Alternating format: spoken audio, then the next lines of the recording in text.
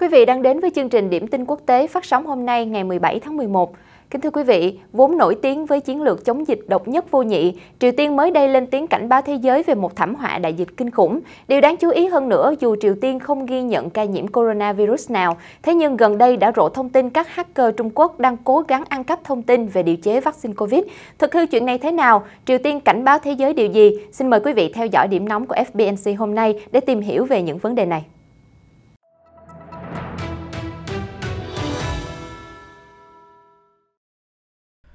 Triều Tiên vừa qua bày tỏ lo ngại về sự lây lan của coronavirus, đồng thời cảnh báo rằng thế giới sẽ phải đối diện với cuộc khủng hoảng thảm khốc khi nhiều quốc gia đang dần nới lỏng các biện pháp phòng ngừa dịch. Cụ thể hơn, truyền thông nhà nước Triều Tiên hôm 16 tháng 11 đưa tin tình hình đại dịch đang ở giai đoạn nghiêm trọng vì nhiều nước quyết định dỡ bỏ các biện pháp phòng dịch quá sớm. Những quốc gia nới lỏng hầu hết hạn chế chống Covid-19 và đánh cược với hiệu quả của vaccine sẽ rơi vào cuộc khủng hoảng sức khỏe cộng đồng nghiêm trọng. Hãng tin Yonhap News dẫn lời đài phát thanh Triều Tiên cảnh báo. Thực tế là thế giới còn lâu mới thoát khỏi đại dịch và việc tự mãn trong các nỗ lực chống dịch thậm chí có thể dẫn đến những hậu quả thảm khốc hơn, đài phát thanh KCBS cho biết thêm. Triều Tiên đang kêu gọi người dân cảnh giác cao độ trước sự bùng phát của đại dịch giữa lúc Bình Nhưỡng chuẩn bị mở lại biên giới với Trung Quốc. Tuy nhiên, tình hình dịch nhiều nước vẫn diễn biến phức tạp, đặc biệt ở Trung Quốc, có thể trì hoãn kế hoạch mở cửa của Triều Tiên. Theo Yonhap News, hiện quốc gia bí ẩn này vẫn không ghi nhận bất cứ ca nhiễm Covid-19 nào, thế nhưng đài Sky News của Anh đã tiết lộ các hacker Triều Tiên đã bị phát hiện cố gắng đánh cắp thông tin về sản xuất vaccine ngừa Covid-19, mặc dù trước đó nước này đã từ chối nhận 3 triệu liều vaccine do UNICEF cung cấp. Sky News cho biết, chiến dịch gián điệp bị phát hiện và được công bố tại hội nghị Black Hat của Raphael Pilling, một nhà nghiên cứu bảo mật cấp cao tại Skillwork. Theo đó, một công ty vốn là khách hàng của Skillwork đã bị xâm nhập với chiêu thức giống vụ SolarWinds do tình báo Nga gây ra. May mắn là các chuyên gia đã kịp thời phát hiện trước khi các hacker đánh cắp được bất kỳ dữ liệu quan trọng nào. Lâu nay, Hàn Quốc cáo buộc Triều Tiên có hàng ngàn tin tặc được đào tạo bài bản, từng tiến hành những đợt tấn công mạng nhắm vào các công ty, tổ chức và các nhà nghiên cứu ở Hàn Quốc cùng các nơi khác nhau. Điển hình như vào đầu năm này, Cơ quan Tình báo Quốc gia Hàn Quốc NIS đã tố cáo Triều Tiên tìm cách đột nhập vào hệ thống máy tính của hãng dược Mỹ Pfizer để lấy công nghệ vaccine COVID-19. Trong khi vào tháng 2 năm nay, Mỹ cũng đã khởi tố 3 lập trình viên máy tính Triều Tiên với cáo buộc đánh cắp hơn 1,3 tỷ đô la tiền và tiền điện tử, ảnh hưởng tới nhiều công ty. Trong gần 2 năm qua, Triều Tiên tiến hành chiến lược bế quan tòa cảng, phong tỏa đất nước và canh gác biên giới nghiêm ngặt. Theo trang NK News, chuyên theo dõi tình hình Triều Tiên, Bình Nhưỡng còn ban hành quy định bắn chết bất kỳ ai vượt qua biên giới, kể cả động vật. Trong lần hiếm hoi tiết lộ về lực lượng phòng dịch, khi tổ chức lễ duyệt binh mừng Quốc khánh ngày 9 tháng 9, Triều Tiên đã công khai hình ảnh khối diễu hành mặc đồ bảo hộ màu cam và đeo mặt nạ có van thở. Theo truyền thông Triều Tiên, đây là khối các lực lượng chống dịch khẩn cấp và Bộ Y tế Triều Tiên đang bảo vệ vững chắc an ninh đất nước và nhân dân Triều Tiên khỏi đại dịch toàn cầu.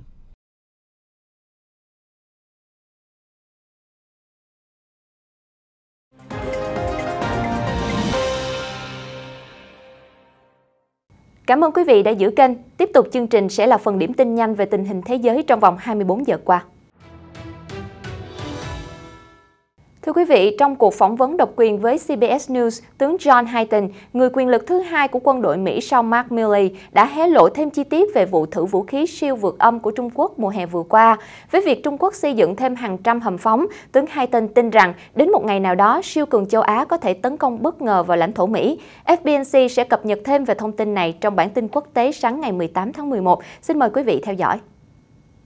Mới đây, lực lượng phòng vệ biển Nhật Bản MSDF đã cho biết đã lần đầu tiên triển khai tàu ngầm tiến hành tập trận chung với Hải quân Mỹ trên Biển Đông vào hôm thứ Ba. Ngoài ra còn có 2 tàu khu trục, 1 máy bay tuần tra. Phía Mỹ gửi 1 tàu khu trục và 1 máy bay tuần tra. Quý vị có thể theo dõi lại bản tin tối phát sóng lúc 18 giờ để biết thêm chi tiết. Trong khi đó, một nhóm quan chức Lầu Năm Góc do tướng Mark Milley, Chủ tịch Hội đồng Tham mưu trưởng Liên quân Mỹ dẫn đầu, đang gióng lên hồi chuông báo động về lực lượng hạt nhân của Trung Quốc. Tướng Milley cho rằng Trung Quốc đang phát triển hạt nhân để đạt tới khoảnh khắc Sputnik, thuật ngữ chỉ về sự tiến bộ đáng kinh ngạc của cường quốc, khiến các bên khác ngỡ ngàng và lo ngại. Đáng chú ý, vừa qua Tổng thống Mỹ Joe Biden làm rõ phát ngôn của mình về độc lập của Đài Loan. Tổng thống Biden tuyên bố rằng ông thể hiện rất rõ sự ủng hộ của chính phủ đối với Đài Loan là tuân theo luật pháp hiện hành của Hoa Kỳ. Dù vậy, trên đường tới New Hampshire, ông Biden lại nói với phóng viên, họ độc lập, họ tự đưa ra các quyết định của mình. FBNC đã cập nhật thông tin này ở bản tin quốc tế phát sóng lúc 14 giờ 30. Quý vị có thể xem lại để biết thêm chi tiết.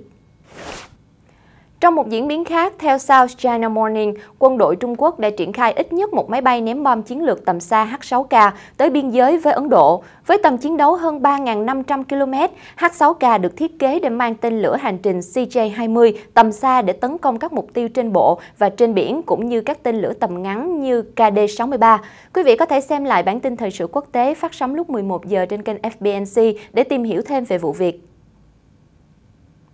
Theo báo cáo của Wall Street Journal, vụ việc một công ty tư nhân bị tình nghi do nhà nước Trung Quốc chỉ đạo đã mua lại một nhà sản xuất máy bay không người lái của quân đội Ý vào năm 2018 cho thấy những điểm mù trong quy trình sàng lọc đầu tư của EU xung quanh công nghệ chiến lược. Các loại khí tài của công ty châu Âu sau đó đã được người mua Trung Quốc thiết kế ngược lại, mang đến cho quân đội giải phóng nhân dân PLA những khả năng mới. Thưa quý vị, hạm đội 6 của Hải quân Hoa Kỳ cho biết tàu khu trục tên lửa dẫn đường USS Porter đã bắt đầu quá trình chuyển hải trình từ Biển Đen sang Địa Trung Hải vào hôm thứ Ba ngày 16 tháng 11. Trước đó, hạm đội 6 của Mỹ vào tháng 11 thông báo rằng soái hạm Mount Whitney của họ đang hướng đến Biển Đen để tiến hành các hoạt động với các đồng minh và đối tác NATO. Mới đây, Reuters dẫn kế hoạch dự thảo cho biết Liên minh châu Âu EU đang bàn kế hoạch thành lập quân đội chung với 5.000 binh lính vào năm 2025 để huy động nếu khủng hoảng xảy ra và không phải phụ thuộc vào Mỹ. Theo đó, kế hoạch mang tên năng lực triển khai lực lượng nhanh chóng của EU sẽ bao gồm lực lượng trên bộ, trên biển và trên không.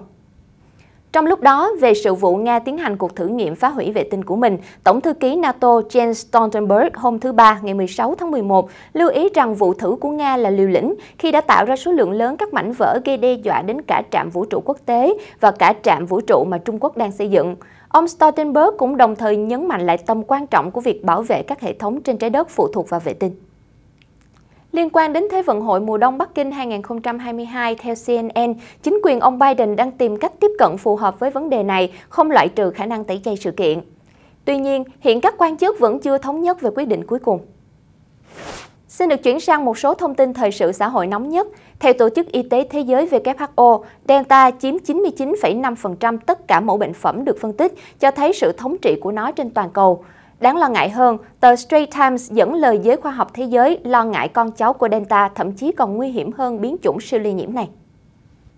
Tại Trung Quốc, chính quyền Bắc Kinh đang siết chặt các hạn chế phòng dịch khi còn chưa đầy 3 tháng là diễn ra Thế vận hội mùa đông vào tháng 2 năm 2022. Theo đài NHK, bắt đầu từ hôm nay 17 tháng 11, tất cả ai muốn vào thành phố Bắc Kinh phải có giấy xét nghiệm âm tính COVID-19 trong vòng 48 giờ. Trong khi đó, chính quyền thủ đô tiếp tục hạn chế người dân từ các khu vực ghi nhận các ca nhiễm cộng đồng trong 2 tuần qua. Một sự việc gây tranh cãi tại Trung Quốc vừa qua, chính quyền một quận tại tỉnh Giang Tây đã lên tiếng xin lỗi sau khi nhân viên vào nhà người dân đập chết một con chó. Được biết, người phụ nữ là chủ con chó này đang đi cách ly ngừa COVID-19. Tuy nhiên, việc xin lỗi của chính quyền vẫn không hạ được cơn giận của dân chúng. Vừa qua, trong một cuộc phỏng vấn với Reuters, quan chức hàng đầu về bệnh truyền nhiễm của Mỹ, tiến sĩ Anthony Fauci cho biết, chìa khóa chấm dứt đại dịch là tiêm ngừa tăng cường. Ông nhấn mạnh COVID-19 có thể chỉ còn là một bệnh dịch trong tình trạng khẩn cấp về y tế vào năm tới nếu Mỹ tăng tỷ lệ tiêm chủng. Mới đây, hàng chục tình nguyện viên người Ý đã đến thủ đô Havana của Cuba tham gia thử nghiệm lâm sàng vaccine Soberana Plus. 35 tình nguyện viên thử nghiệm đã được kiểm tra sức khỏe và được đưa vào trung tâm y tế La Pradera ở Havana. Theo giới chức y tế Cuba, yếu tố quan trọng góp phần dẫn đến tình hình dịch bệnh thuyên giảm ở Cuba là nhờ việc tiêm chủng rộng rãi các vaccine nội địa. Ghi nhận tình hình thời tiết đáng chú ý tại bang Washington, Mỹ vào hôm đầu tuần cho thấy những ngày mưa lớn kèm theo gió lớn đã gây ra lũ lụt nặng nề trên khắp bang. Các đội cấp cứu ở hạt Whatcom, bang Washington gọi đây là trận lụt tồi tệ nhất kể từ năm 1990. Các quan chức địa phương ước tính hơn 500 người đã phải di dời khỏi nhà của họ. Tại Canada, thành phố Vancouver vừa qua cho biết mưa lũ và sạt lở đã khiến ít nhất một người thiệt mạng, 2 người khác mất tích. Các tuyến đường sắt cũng bị tê liệt sau các trận mưa xối xả khắp bang British Columbia trong 2 ngày qua. Trong một diễn biến khác, Armenia hôm thứ Ba báo cáo ít nhất một binh sĩ tử trận và nhiều căn cứ bị phá hủy trong cuộc đụng độ biên giới với quân đội hàng xóm Azerbaijan. Như vậy, súng lại nổ sau khoảng 1 năm cuộc xung đột ác liệt ở vùng tranh chấp Nagorno-Karabakh. Theo AFP, vụ đụng độ mới đây là tồi tệ nhất kể từ sau cuộc chiến kéo dài 44 ngày hồi năm ngoái, khiến hơn 6.500 người thiệt mạng. Mới đây, Ba Lan phải điều động khẩn cấp đội ngũ nhân viên y tế đến biên giới Belarus vào ngày 16 tháng 11, khi những người di cư ở Belarus bất ngờ ném đá qua biên giới, buộc lực lượng an ninh phải phun vòi rồng đáp trả. Bộ Nội vụ Ba Lan cho biết một cảnh sát nước này đã bị thương nặng và phải nhập viện vì bị nghi nứt hộp sọ. Xin được chuyển sang một số thông tin kinh tế, thưa quý vị. Đại diện Tổ chức Thương mại Thế giới WTO mới đây cho biết COVID-19 đã khiến đình trệ sản xuất, các chuỗi cung ứng nguyên vật liệu đứt gãy, nhiều tập đoàn không thể đưa hàng hóa ra thị trường như dự định, làm cho thương mại toàn cầu chậm lại khá nhiều trong thời gian qua. Gần nhất là từ tháng 8 cho đến tháng 10, tình hình đã trở nên nghiêm trọng hơn. Các chuyên gia hoạch định chính sách cho chính quyền của Tổng thống Joe Biden mới đây cho biết, việc không kiểm soát tốt COVID-19 đã khiến tình hình lạm phát ở Mỹ tồi tệ thêm và những kế hoạch đã thực hiện của chính phủ không thể kéo lạm phát trở lại mức thấp. Theo số liệu mới nhất, kinh tế các nước lớn ở Đông Nam Á đồng loạt tăng trưởng âm trong quý 3 2021, nguyên nhân bởi các tác động tiêu cực của COVID-19. Kinh tế Việt Nam giảm mạnh nhất với 6,1% do các lệnh phong tỏa, khiến hoạt động kinh doanh ngưng trệ, nhà máy không thể sản xuất và đưa hàng hóa đi xuất khẩu. Bộ Du lịch Campuchia mới đây thông báo vào 2 ngày cuối tuần qua, tỉnh ven biển Prea Sihanouk là địa phương đón nhiều du khách nhất cả nước với tổng cộng hơn 180.000 người, trong đó khách quốc tế là hơn 4.400 người. Các địa phương xếp sau là thủ đô Phnom Penh và tỉnh Kampot. Theo một số nguồn tin, tập đoàn sản xuất vũ khí Elbit Systems của Israel vừa thành lập một liên doanh ở các tiểu vương quốc Ả Rập Thống Nhất UAE. Thông báo được đưa ra trước chuyến thăm Dubai của một nhóm những quan chức cấp cao quân đội nhà nước Do Thái. Liên doanh sẽ hướng tới việc sản xuất máy bay vũ trang không người lái, hệ thống theo dõi và nhiều sản phẩm quốc phòng khác. Quý vị vừa theo dõi phần điểm tin nhanh về tình hình thế giới, còn bây giờ sẽ là từ khóa nổi bật trong ngày với hơn 1 triệu lượt tìm kiếm, Spider-Man No Way Home. Đây là một trong những dự án được mong đợi nhất dịp cuối năm, khi lần đầu tiên vũ trụ điện ảnh Marvel đưa người xem khám phá thế giới đa vũ trụ. Mới đây, bom tấn này đã tung ra trailer thứ hai, khiến người hâm mộ còn phát cuồng hơn cả trailer đầu tiên. Theo đó, do bùa chú của Doctor Strange thất bại, hàng loạt các ác nhân từ mọi vũ trụ bắt đầu tràn về thế giới của nhện nhí Tom Holland. Bên cạnh cốt truyện đa vũ trụ đầy những bí ẩn, trailer mới còn chiêu đãi khán giả một bữa đại tiệc hành động mãn nhãn với những màn phô diễn kỹ xảo hết sức choáng ngợp. Được biết, bom tấn nhà Marvel sẽ được phát hành tại Mỹ vào tháng 12 năm nay, còn lịch công chiếu tại Việt Nam vẫn đang chờ cập nhật. Quý vị đang theo dõi điểm tin quốc tế. Trước khi kết thúc bản tin hôm nay, hãy cùng thư giãn ít phút với phần giải trí cuối ngày.